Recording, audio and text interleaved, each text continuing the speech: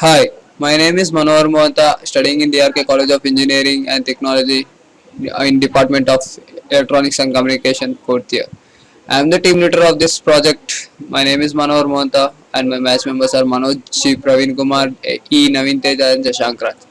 Today I am going to tell you about the VHDL implementation of the long sequence convolution with finite impulse response. In this video there will be three movements. First one representing my slide. Next, VHDL, how we have done coding. Then I will be telling the practical demonstration.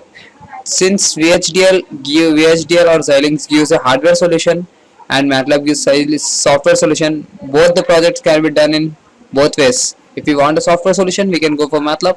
If you want a hardware solution, we can go to Xilinx. So Xilinx is the hardware solution and the MATLAB is the software solution. So now Xilinx, if we dump that program in FPGA toolkit, then it will become a hardware solution. And MATLAB you can run in system or do in system only, and we can check verify the results. We'll get the output also.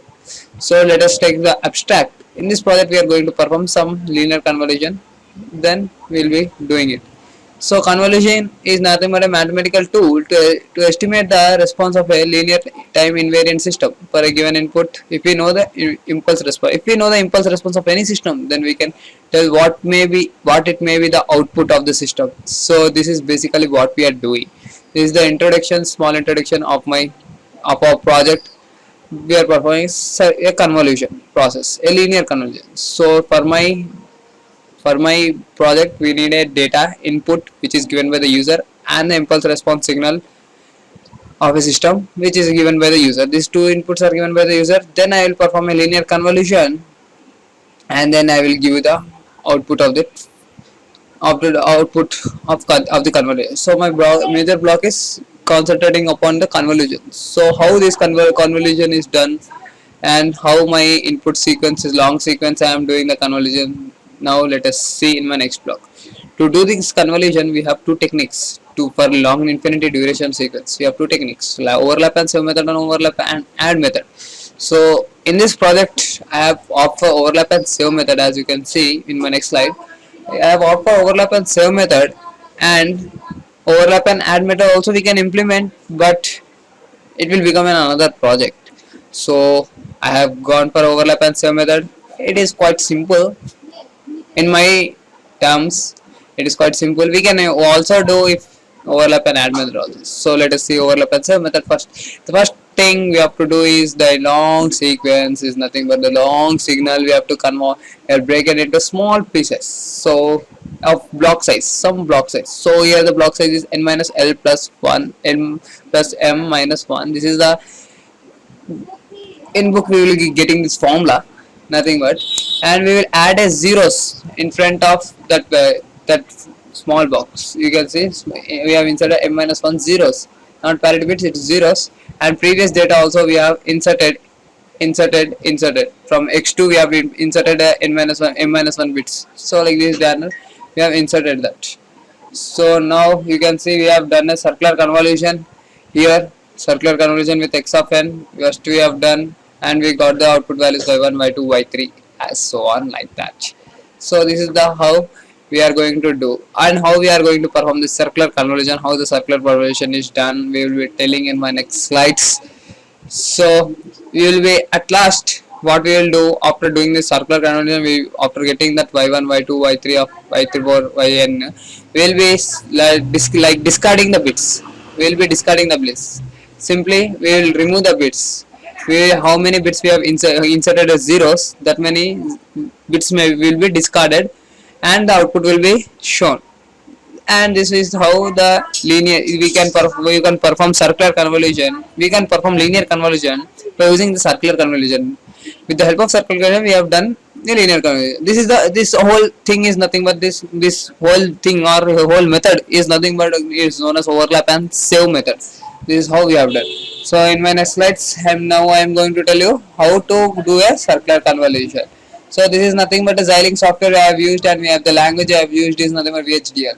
This is the logical implementation where I have taken the previous values and then stored in the overlap registers and then I have done. So you can see it here. I have taken the previous values n minus 1, how those values are stored, and how we have given to the next block of x of n. So by using this registers, we have done this whole process. So this is first register is nothing but normal registers, and these are in second register is nothing but overlap and serve registers. So you can see here that R2 is connected to R01 registers and so on, and R01 is output is connected to the R1 register on the up. This is how they are connected in this register. Upper up bank side, up register bank side will be enabled at negative, and down it will be enabled at the positive. For generating the data, we have taken a 8-bit counter, nothing but a junk data we have generated, and for this generated data we have designed a h of n, nothing but a finite impulse response. This is nothing but a filter coefficients, digital filter coefficients. We have passed through that values, and what are the modifications we have got, we will see in that. So for this generating the data, we have taken clock given to the input, and then to enabling the registers, two set of registers, we have also given the same clock to the two registers also. So this is how we have designed the logical implementation to do this overlap and adding that registers. So to save the previous data of the registers in our memory, we have taken this technique, and we have saved the values. So by saving these values, we will be storing the values into the registers, and it will be ready for next set of values. As I have already told, in the long sequence is converted into blocks, number of small blocks. This is how we have done this. Each register size is of 8 bit, and 8 numbers are present, 8 sequences are present. So 8-bit sequence, each sequence length is of about 8 bits. So each is consisting of 8 bits. Of full 8 registers are consisting of 8 bits, and then it is given to a circular convolution block where the circular convolution will be happened, and the output will be shown here. So here I have taken 7. 7 over m minus 1 is nothing but 7. That value is nothing but 7. 7 overlap registers. So we will discard 7 values, and we will be showing only 1 bit as an output. For each and every clock pulse, we will getting a output. So for each and every clock, we will be getting the output. So this is how we have implemented it. So this is the process we have done. Now we will be taking the how to implement the circular convolution. These are the small points for performing the circular convolution. The length of the two sequences should be equal, and the two sequence values should be placed in our counterclockwise direction, and the inner circle will be placed in the clockwise direction, and we will be having the total n minus 1 shifts. So this is an example which I have taken x of n as a 8 sequences, and h of n also 8 sequences. Circular convolution we will take. I have already told you that two sequences must be equal, and these are the shift operations. After doing the shifts, we will be getting the output. This is the first shift 0, shift 1. Similar fashion, we will having the 7 shifts. We will having the 7 shifts values, 7 shifts values. So we have done that. The 7 shift values, 7 to 8 shift values we have done, and then we have got the values. So let us see in the overall module of the project. So in this, h of n is nothing but a constant, and x of n is the continuous data, which are divided into small blocks, and then we have performed the circular convolution. Then we got the output. Then in the output we have discarded the bits. Discarding is nothing but we have not multiplied those values, and we have not added. So by doing this process, we have saved number of adders and number of multipliers we have saved here. So this is all about the Xilinx software, and this is the simulator results which I will be explaining in the VHDL coding, where we have done, and this is the RTL schematic you can see, and this is the report and specifications. It is one of the important slide, I think. So x of n is nothing but a long infinity duration. It may be up to infinity also. Number of samples if it comes. Also my convolution hardware will be capable of doing the conversion, and it will be sending the output for every clock pulse. So h of n is 8 sequences, which are, it is limited up to 8 sequences, and each sequence is up to 8 bits. So future scope, this is the one of this is also one of the important thing in my project. If the h of n values is only 8, it is limited to any application. It may be, if for application to application, the h of n values differs from application to application. So if h of n value is more than 8, then what we have to do, there is we have to increase the number of registers. Nothing but we have to increase the number of registers in that. Then we can simply perform the value. We can, let's say, convert this value. This is capable for doing for 8, more than also 8 if we add the registers, or less than also 8, just we have to make padding with zeros. So see, similarly conclusion is that we have successfully we have done our linear convolution by using the supply convolution. I have already told the major application of my project is about only filtering application. The filtering application we can perform. Say in similar fashion, image processing also same. You can take an image and we can blur it. I will showing you a video in MATLAB, and after passing through a filter, it will be almost blur. It will be almost blur a white screen. We can doing that. We can do that. Is similar fashion in radiotherapy also. In any application we can use. If we know the impulse response of the system, then any applications we can perform this operation. So this is the application of my project, and in my next slides is nothing but any queries. So just I am leaving that, and I am going to the VHDL program. Now just I am opening my virtual computer.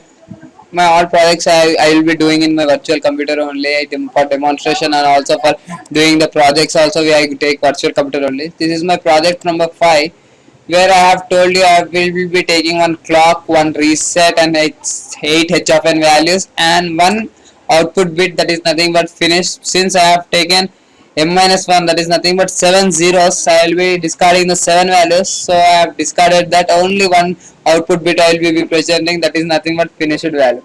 So similar fashion, I have already first for generating data I have used the counter. So you can see I have done directly step by step. H of n values is directly 8 bits. You can see 8 bits, each value is 8 bits, and the process after the output bit is nothing but after multiplication 8 into 8 we will get 16 bits, that is nothing but 0 down to 15. First, to generate data we have taken the counter. Then I have taken a register which is positive enable register, that is nothing but 8 register values, each register containing 8 bits. So next we have taken a falling edge register, nothing but negative in negative clock it will be enabled. Then I have given to a circular convolution, where the convolution process will be done, and we will get the output. This is the simple code which I have done. I have already simulated it. I have already checked the behavioral syntax schematics. Now I am seeing the simulation. So simulation process is done, and we are getting the outputs. Okay, this is our simulated output. Right. So just first I will be going to reset the values. So I am resetting it to 1 because my register will be filled with 0. When I reset, it will be filled with 0. Okay, I have resetted it. The registers are now set to 0. Now just I will be giving the clock and that 7 values, and reset will be given as 0. You can see here, just I am giving the clock as positive clock 1 0, and some time period is 100. Any time period you can give it. And then the important thing I forgot to see, reset should be always 0. Now I don't want enable I don't want to reset the values, so I have given it 0. And now I am giving the h of n values. Now just I am making the h of n values to the signed numbers. I am changing the radix. It will be easy for me to give the values, decimal values. rather than the binary values by keeping 0 0 1. So just I am giving the values firstly. You can see there, just I am giving the values.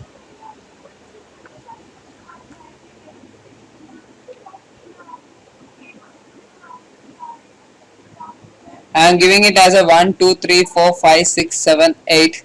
8 values, 8 registers. Same I will be I will be giving in also MATLAB, same 1, 2, 3, 4, 5, 6, 7, 8, and I will be seeing the filter response. How will be the filter response of that 1, 2, 3, 4, 5, 6, 7, 8.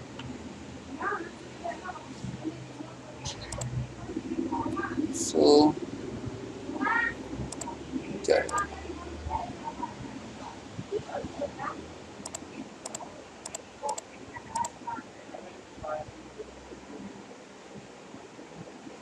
okay, the last value it is. Now I am giving the last value.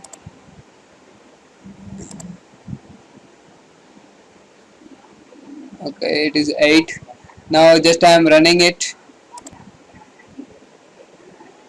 After running we will get the values. You can see here. Now just I am zooming out it to see the clear view how it looks like. Okay, how it looks like. Just zoom out, and we will be going to the starting of the reset, because from there my process has been started. So just I am zooming out for a clear view, and just we will be changing the radix values of the registers, because registers plays an important role to save the in which clock it is saving and which clock it is enabling the registers, overlap registers, in which time clock it is enabling. I will be showing here clearly. Just I am changing the radix.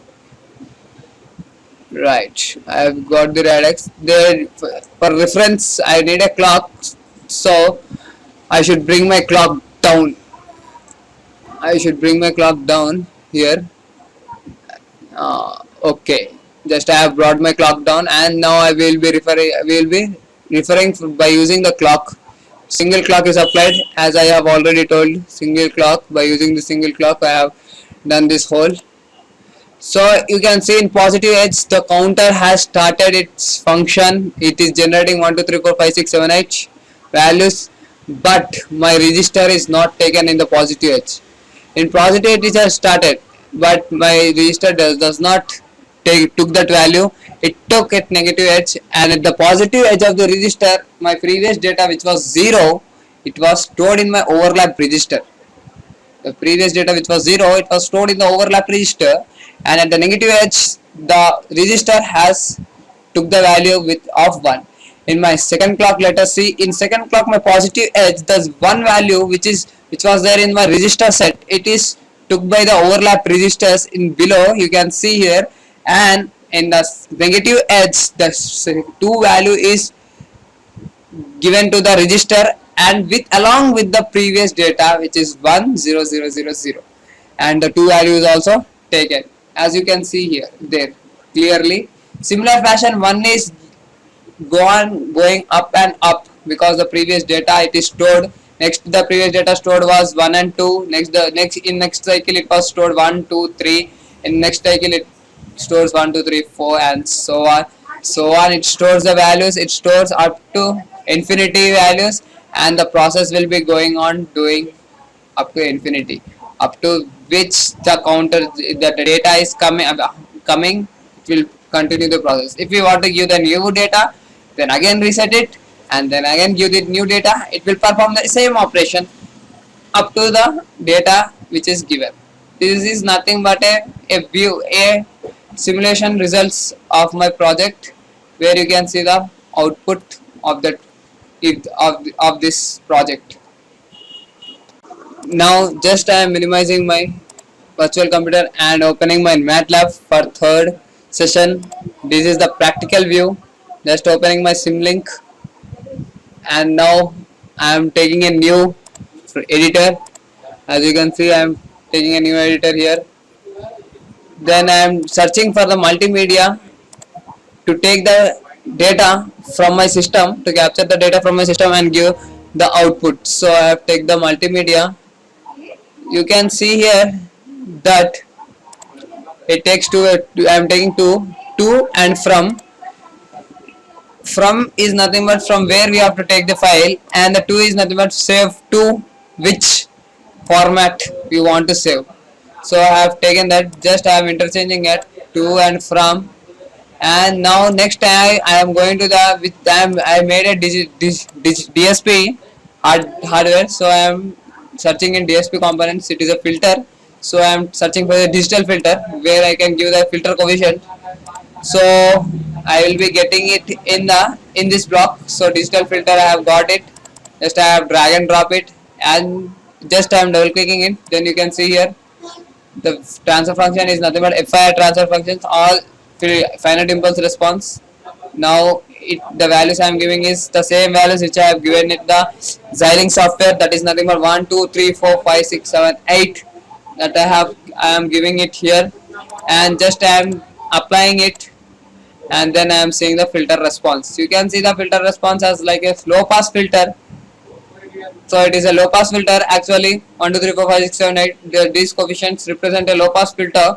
So this is a low pass filter which I have implemented in my Xilinx also, and now this is a practical view. Now just I am double clicking in on it on from source file. You have to take the source file from where I want it. It is in the desktop. The song I will be filtering only 30 seconds this song. Just I am one dimensional I am making it. Okay, just I am giving to it, and thus the output of that is given to this. So the output is saved as output dot this format. Just I am making it only 30 seconds time period. I am giving it 30 seconds there. Just 30 seconds.